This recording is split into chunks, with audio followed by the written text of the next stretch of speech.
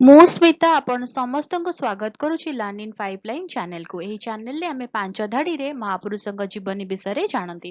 ଯେତେବେଳେ ପାଞ୍ଚ ଧାଡ଼ିରେ ଜାଣନ୍ତି ଅଧିକା ଜାଣିବାକୁ ଇଚ୍ଛା ହୁଏ। ଯଦି ଅଧିକା ଜାଣିବାକୁ ଇଚ୍ଛା ଅଛି କମେଣ୍ଟରେ ଜଣେଇବେ। ଆମେ କ'ଣ କରିବା ନା 10 ଧାଡ଼ି 15 ଧାଡ଼ି ବା ଲମ୍ବା ଏସେ ମହାପୁରୁଷଙ୍କ ବିଷୟରେ ନେଇକି ଆସିବା।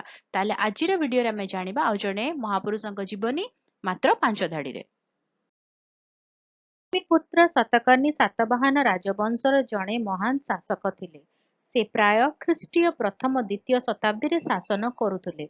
ତାଙ୍କ ମା ଗୌତମୀ ବାଲାଶ୍ରୀଙ୍କ ନାସିକ ଶିଳାଲେଖରୁ ସେ ଜଣାଶୁଣା, ଯାହା ତାଙ୍କ ସଫଳତାକୁ ପ୍ରଶଂସା କରେ। ସେ ବୈଦିକ ପରମ୍ପରାକୁ ବଜାୟ ରଖିଲେ ଏବଂ ବାଣିଜ୍ୟ ଏବଂ ସଂସ୍କୃତିକୁ ପ୍ରୋତ୍ସାହିତ କରିବା ସହିତ ବର୍ଣ୍ଣ ବ୍ୟବସ୍ଥାକୁ ସୁରକ୍ଷା ଦେଲେ। ତାଙ୍କ ଶାସନକାଳ ସାତବାହନମାନଙ୍କ ପାଇଁ ଏକ ସୁବର୍ଣ୍ଣ ଯୁଗ ଭାବରେ ଚିହ୍ନିତ ହୋଇଥିଲା। ଭିଡ଼ିଓଟି କେମିତି ଲାଗିଲା ମୋତେ କମେଣ୍ଟ କରିକି ଜଣାଇବେ। ଯଦି ଭଲ ଲାଗିଲା ତାହେଲେ ଭିଡ଼ିଓ ଟିକେ ଲାଇକ୍ କରିଦେବେ। ଭିଡ଼ିଓ କଣ ସହିତ ସେୟାର କରନ୍ତୁ। ଚ୍ୟାନେଲକୁ ସବସ୍କ୍ରାଇବ କରି ବେଲ୍ ଆଇକନ୍ ପ୍ରେସ୍ କରି ଅଲ୍ ନୋଟିଫିକେସନକୁ ଅନ୍ ରଖିଥାନ୍ତୁ। ତାହେଲେ ଦେଖା ହବା ଆଗାମୀ ଭିଡ଼ିଓରେ। ନମସ୍କାର।